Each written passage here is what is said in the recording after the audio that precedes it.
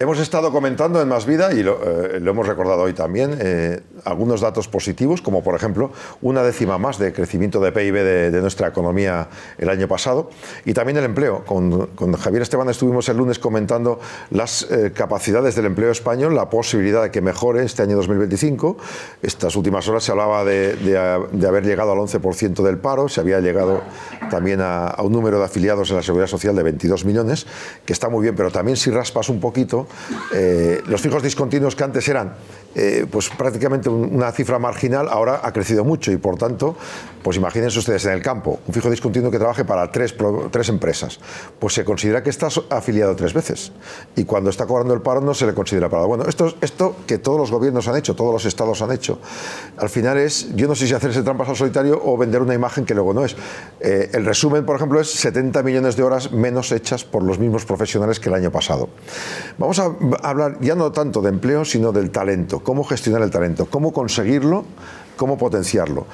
A nivel de ustedes y nosotros, que buscamos ser talento para las empresas, pero sobre todo también a nivel de las empresas públicas y privadas. Y para eso está con nosotros el Executive Search Partner and Talent Advisor de Take Talent, es Juan José Barbado. Juan José, buenas tardes. Hola, buenas tardes.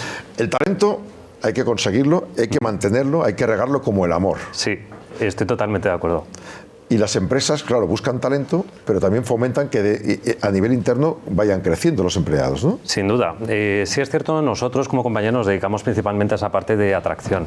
Estamos especializados en búsqueda y selección de directivos y mandos intermedios.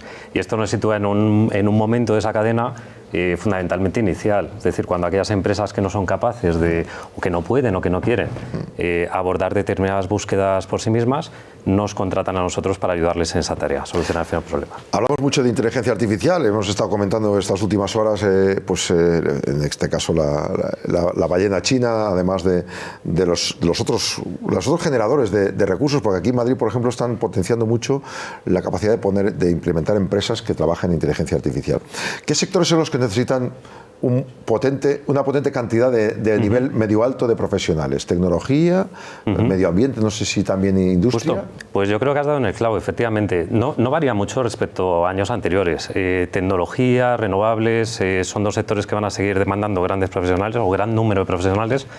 En el caso de tecnología, yo diferenciaría entre 3 grandes áreas. Una, sin duda, la inteligencia artificial.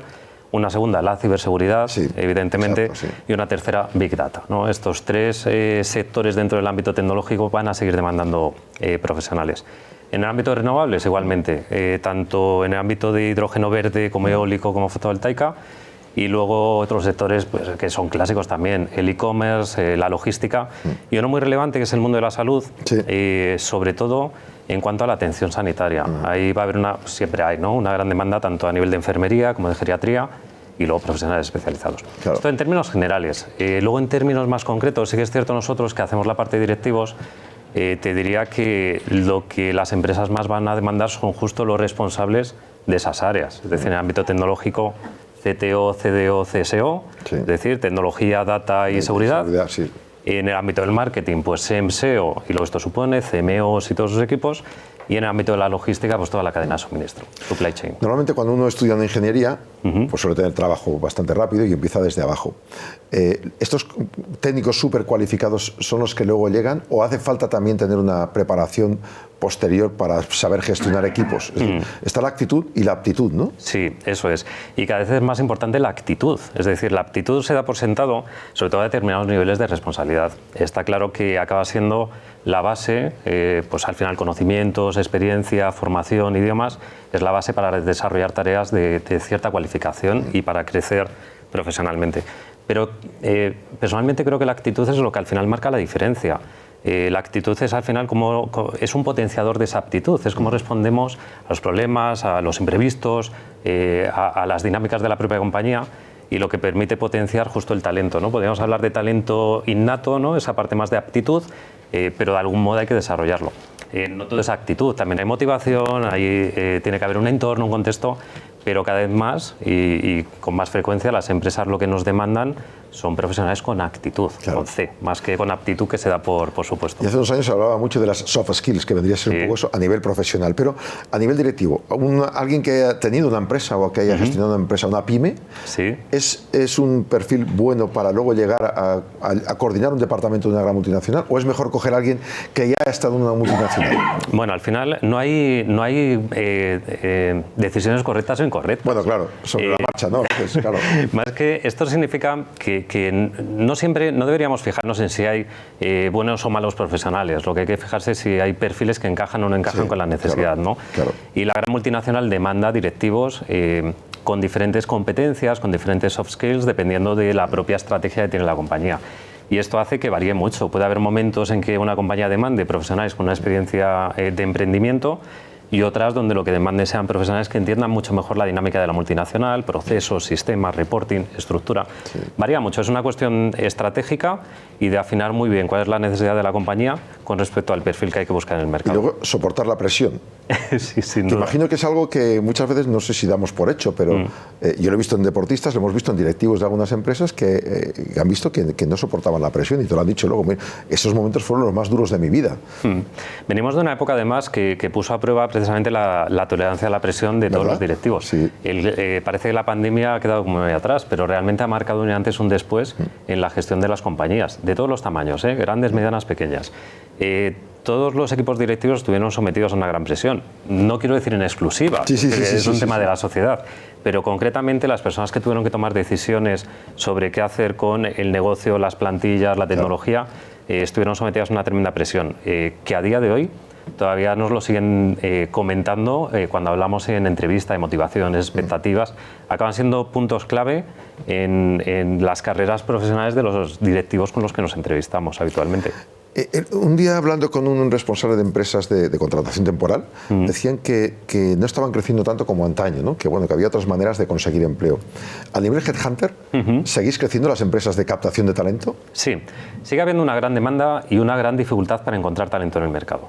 A pesar de los datos de paro que comentabas, sin duda sigue habiendo una gran dificultad de las empresas para encontrar a las personas.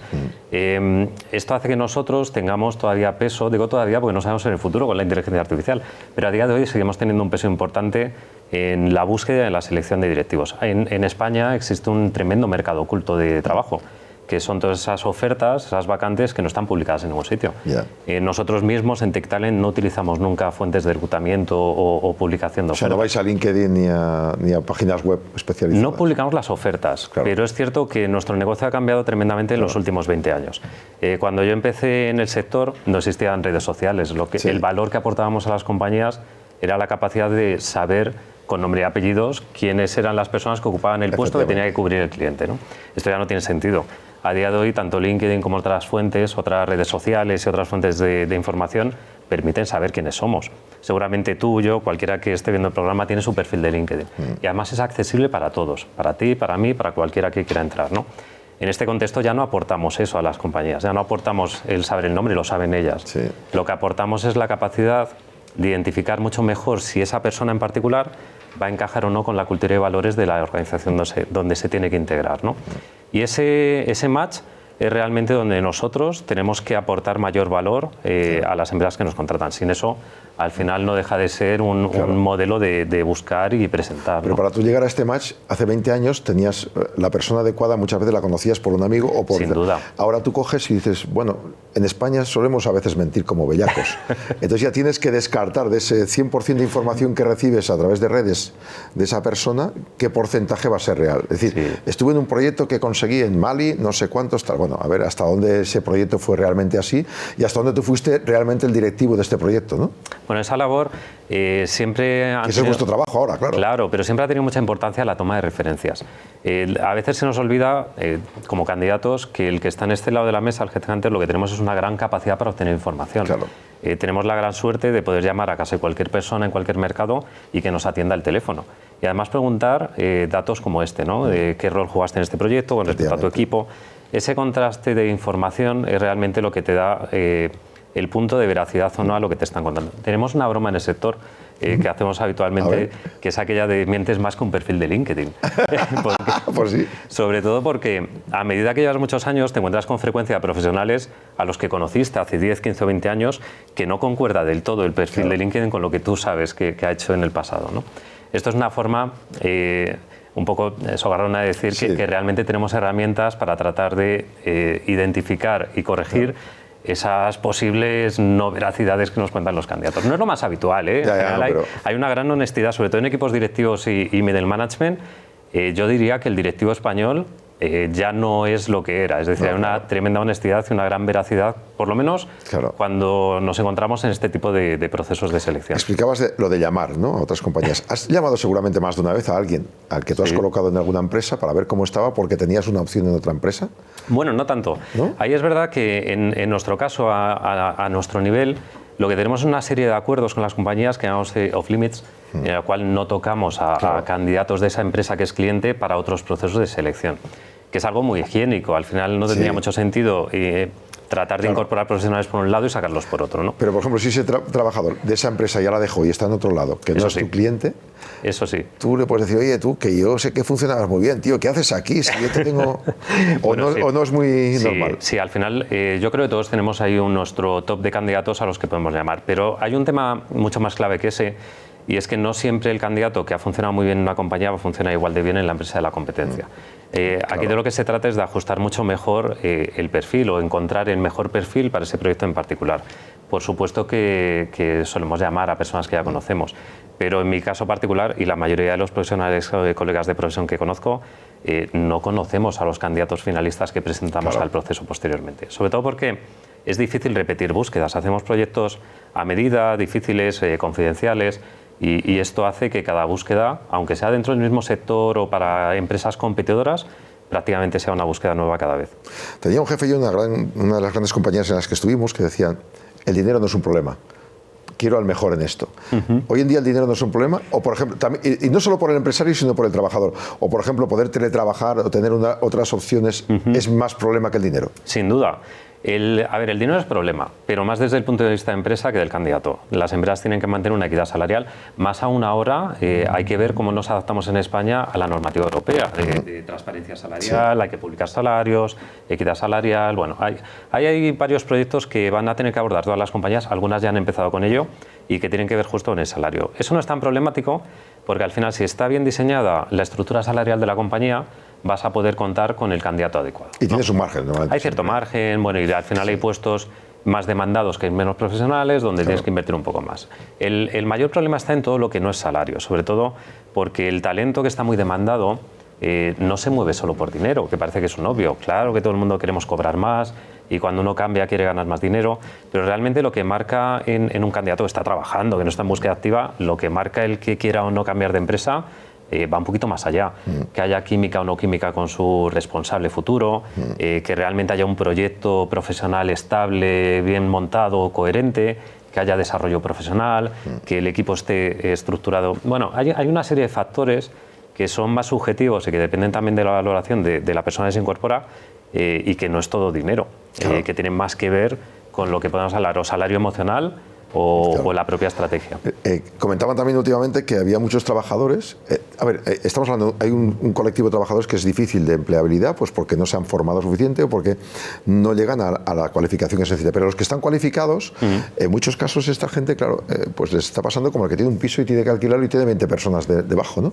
Entonces, como que hacen una especie de casting entre las pymes, normalmente con las pymes, pues yo atino porque a mí me ofrecen esto, es decir, que llega un momento que tienen 4 o 5 ofertas para escoger. Sí. En el caso de los empresarios, una gran empresa, con un directivo no suele ser así, ¿no? ¿O sí? No suele ser así porque habitualmente hay menos donde elegir. ¿Verdad?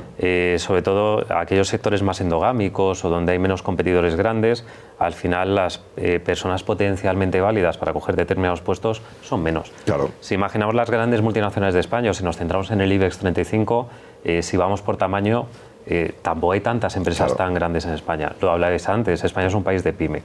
En el ámbito de la pyme, la dificultad es otra habitualmente, que la persona se vaya a adaptar o no a un modelo de familia cuando hay una propiedad, o que la compañía esté en proceso de expansión internacional y que requiera unas competencias especiales de internacionalización. Bueno, al final la dificultad está en todas partes. Cuando nos encontramos esto, que hay candidatos que reciben muchas ofertas, pues es que hay candidatos que reciben muchas ofertas. Claro. Lo que hay que hacer es montar a nivel interno, como empresa, tener las estructuras suficientes, las estrategias, como para tener una marca empleadora más potente, que permita captar un talento mejor que la competencia o que otras compañías. Pero esa dificultad ha existido y va a seguir existiendo. Hemos conocido varias pymes grandes que, pues por un tema, ya no tanto accionarial, bueno, sí accionarial con la familia, con los herederos, se han podido ir al garete porque el que sabía tenía rencillas con la hermana, con el primo. Luego hemos visto otras, por ejemplo, que dices, bueno, ha heredado el hijo o la hija de la empresa y ha estado a punto de caer. Hubo un caso de una empresa que fabricaba ropa en Cataluña que estaban tocados, pero hay otras, por ejemplo, ves en el caso de Inditex, Amancio Ortega dice, bueno, pues es que igual Pablo Isla ya ha llegado al tope y es bueno que lleve a mi hija. Yo imagino que en ese momento tiene que dar vértigo a la familia, porque es tu hija, pero no sabes si va a poder superarlo. Luego resulta que, al menos en bolsa, no sé si la han premiado mucho, pero a nivel de ventas está funcionando mucho mejor, ¿no? Sin duda. Esos casos de padres, hijos, de familia, sobre todo en las pymes, como decías tú ahora, no debe ser fácil gestionarlo, ¿no? Y te pueden pedir a ti a alguien que esté en medio del proceso por si acaso, ¿no? Es muy crítico, me lo han pedido, de hecho, ¿eh? Con frecuencia uno de los estándares de búsqueda más complejos y más recurrentes es el momento en el que la familia da un paso al lado para profesionalizar la gestión.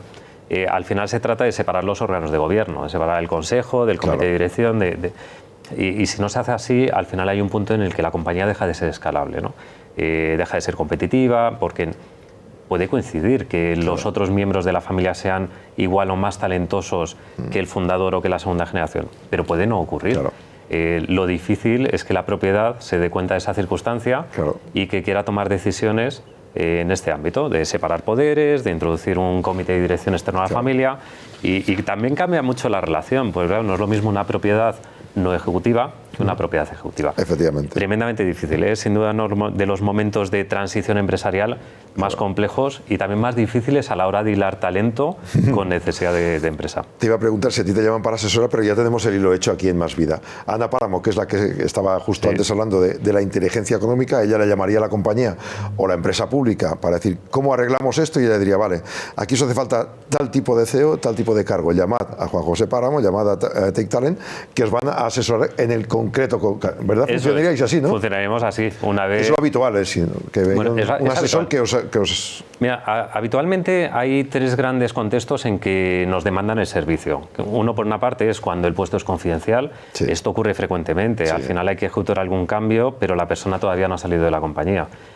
Con lo cual hay que mantener todo ese proceso de selección de manera confidencial hasta que se produce el cambio final, ¿no?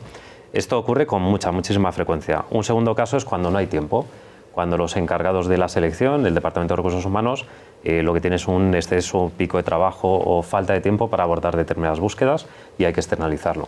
Y un tercer contexto muy habitual es cuando por dificultad del puesto se anticipa que no va a ser posible encontrarlo por medios internos, porque ya se ha buscado y se han agotado las vías habituales de reclutamiento. Se ha puesto anuncios, se han buscado referencias internas, se ha preguntado en el mercado y la posición sigue vacante y lo que se necesita es alguien, una empresa que llegue más allá en el mercado, que profundice y que encuentre a la persona correcta. Ahora vamos a hablar en un instante, después de ti, con Héctor, que nos va a contar sobre los finiquitos de los CEOs, de las grandes compañías, los presidentes. Ahora hilo de uno que también con mucha prisa tuvieron que buscar un sustituto en Telefónica, un sábado lo tenían de antes, pero bueno, fue así, ¿no?